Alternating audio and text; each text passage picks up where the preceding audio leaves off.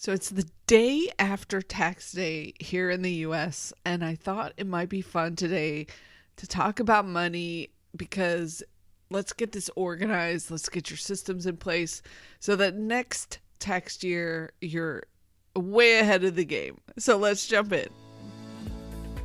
Welcome to the Course Creators HQ podcast, helping you navigate the latest techniques for creating and marketing online courses. And now, here is your host, Julie Hood. So first off, I want to say gold stars for checking out this episode.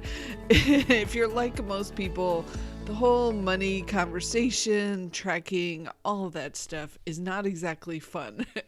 It's one of those, we have to do these things to make our lives run. Things like washing the dishes and cleaning the bathrooms. And I think for a lot of us, just watching money can be one of those, I know I need to do this.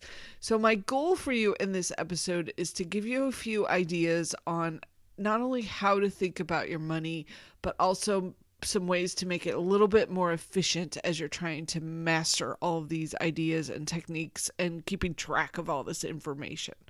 So I'm always on the hunt to make this process simpler and easier for myself. And so I'm going to share a few things that I want you to be thinking about as you move forward this year.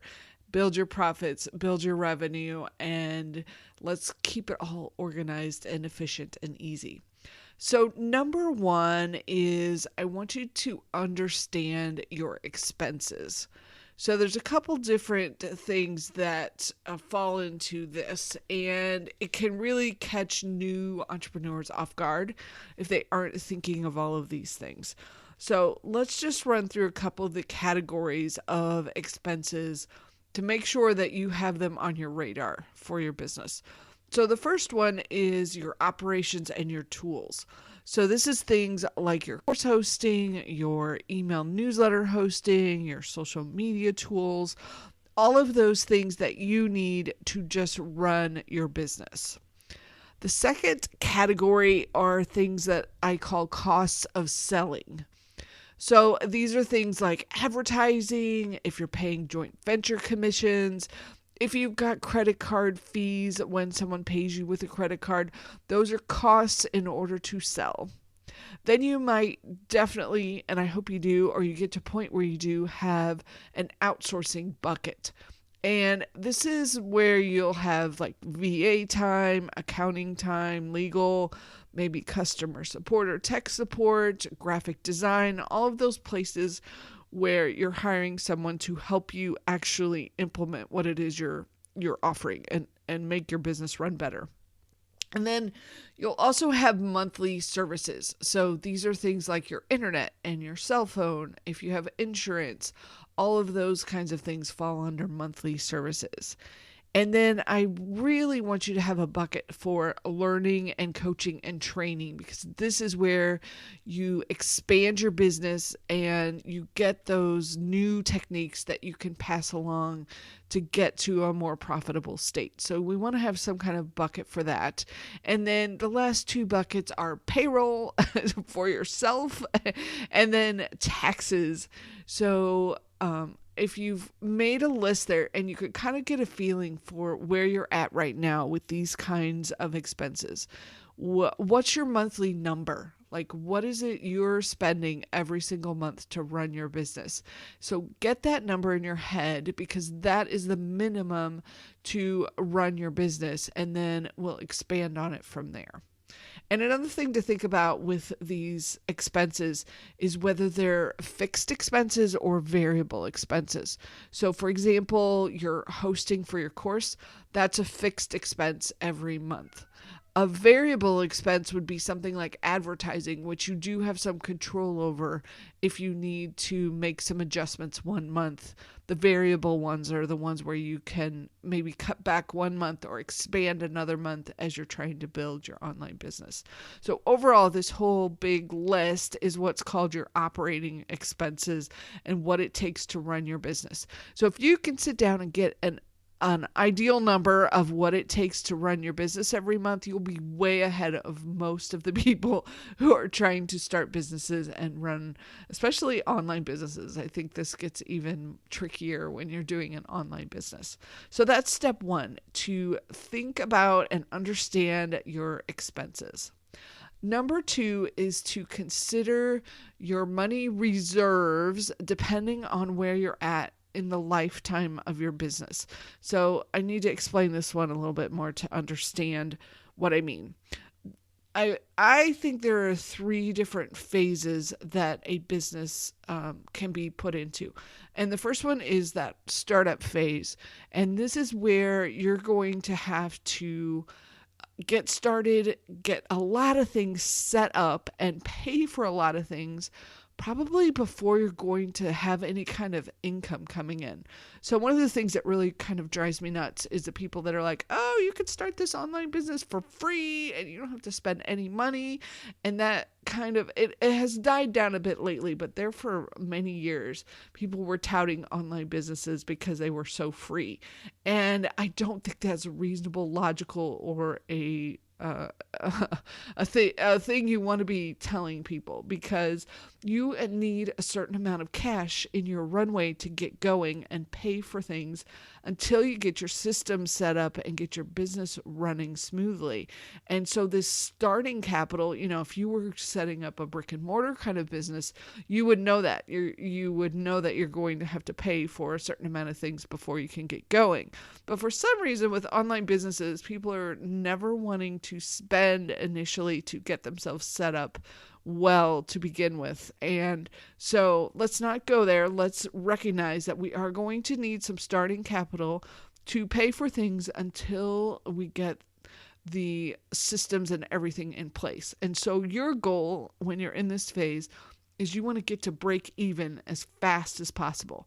So you want to get to a place where your revenue is covering those expenses that we just talked about as quickly as you possibly can. So that means you're probably not going to take 6 months to create a signature course and try to sell it. Like, you're going to get a beginner level course, get some cash coming in the door.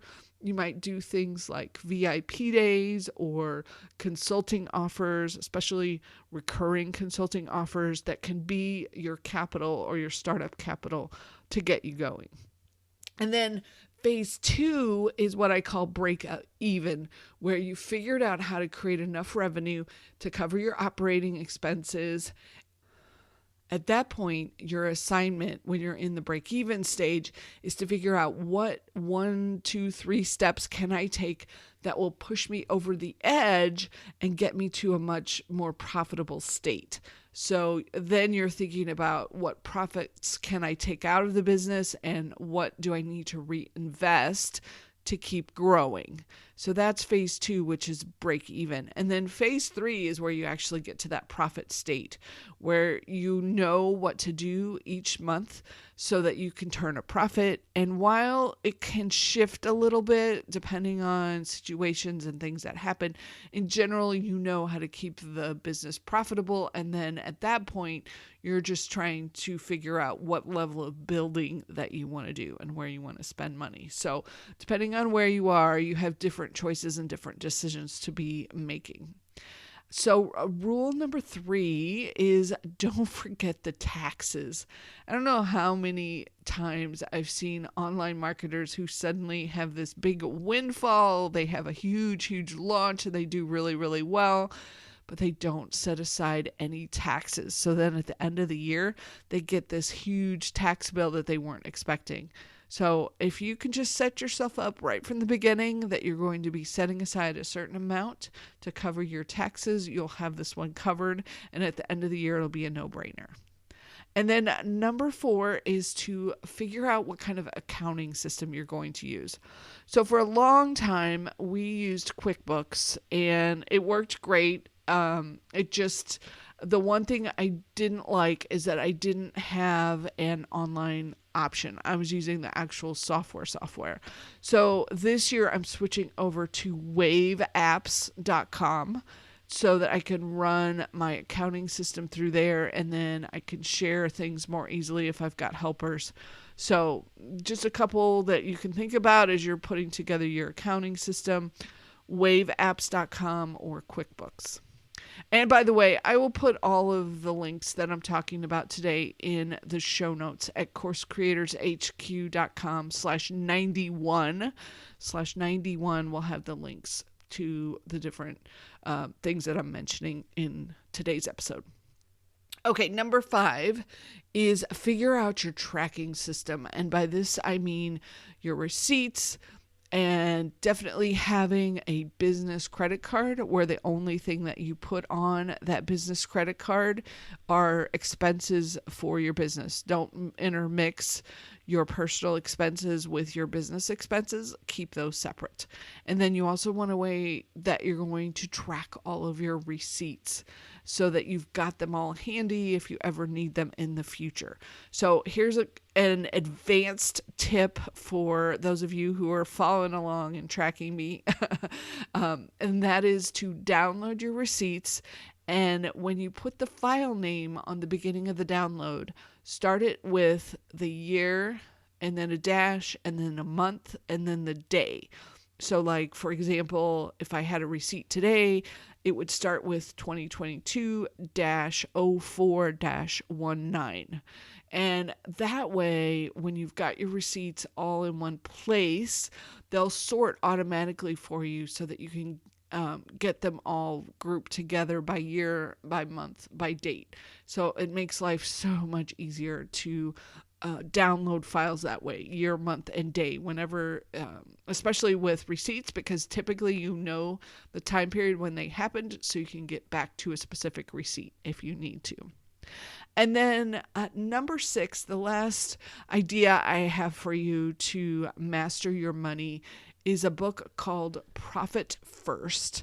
And it's written by Mike Michalowicz. I hope I'm saying his name right. And I love his tagline. He says, "I eradicate entrepreneurial poverty." So I love that. I eradicate entrepreneurial poverty. And so the link is profitfirstbook.com, and be sure to sign up to get his resources.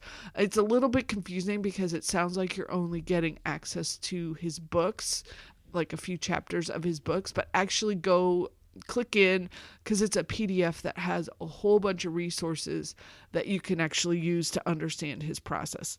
So let me explain a little bit so you can see if you're interested. And it's basically based on what's called Parkinson's law, which is that we expand whatever we're doing to fill the amount of resources that we have. So if you have a certain amount of time to do something, you're going to fill all of that time to complete it. Or if you have a certain amount of money for a project, you're going to fill and use all of the money for the project. And so his concept is that so many business owners use their bank account to run their profits and figure out their money and their business side of things. And that we're using Parkinson's law just based on a bank balance to determine what kinds of things we're spending. And so he suggests that you switch that around and you have 3 main bank accounts: an income account, an owner's pay account, and an operating expenses account. And then depending on the percentages that you want for your business, you move cash around between those 3 bank accounts, and that the whole process makes you much more efficient and much more effective at keeping up with your expenses. So that's just a very, very high level. Obviously, there's a whole book about it, but if that seems intriguing to be thinking about your owner's pay first instead of at the end, that could definitely be a resource for you. Profit First book, and dig into what he's got for you, because there's some really fundamental shifts in the way you think about your money from your business that I think could be super helpful in making you much more effective with the way that you're running your business. So I hope this gave you some food for thought and gave you some ideas that you hadn't maybe thought of before, and some ways to really pull together as the CEO of your course creation business how you're going to make the whole money side of things work. It really is essential to getting to that place of profit and getting to that place of comfort and sleeping well at night and having your taxes set aside. That's such a fantastic place to live. So have a great week. I hope you're enjoying the spring times if you're here in the US, and that you're making some movements forward on your course business. If there's anything you're curious about or you want to learn more about, please contact me. Let me know. Always looking for the open ideas and the questions that you have. And finally, mark your calendar for May the 23rd. We're going to do the topic and title challenge again. So you get 5 days of free coaching with me. So please jump in, mark your calendar, May 23rd. That week I'm going to have coaching every single night. So I would love to connect with you and help you with your topic and your title for your next course. Take care. Have a fantastic week. And thanks for being here. I appreciate you.